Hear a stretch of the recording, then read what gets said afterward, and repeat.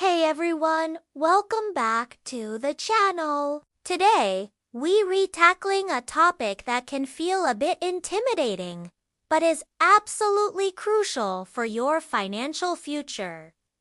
Investing. You might be thinking, isn't investing just for rich people in suits? Absolutely not. Investing is for everyone, and the best time to start was yesterday.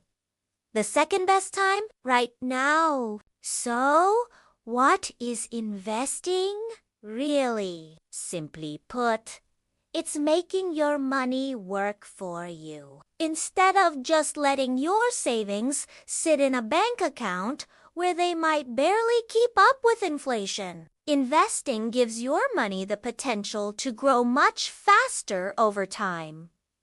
Think of it like planting a seed. With a little care and patience, that small seed can grow into a big, strong tree. Your initial investment is the seed, and the returns are the fruits it bears. Now, you might be wondering, where do I even begin? The world of investing can seem complex with stocks, bonds, mutual funds, and a great starting point for many beginners is low-cost index funds or ETFs. These are like baskets containing small pieces of many different companies, so you're automatically diversified. This means you're not putting all your eggs in one basket, which helps manage risk. The most powerful tool on your side is compound interest. It's what happens when your earnings start generating their own earnings.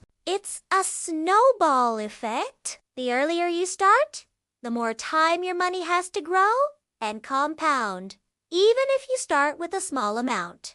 Consistency is key. Investing a small, regular amount can build significant wealth over the long term, much more than trying to time the markets or make a one-time large investment. Remember, investing is a marathon, not a sprint. There will be ups and downs in the market, but the key is to stay disciplined and focus on your long-term goals. Do your research.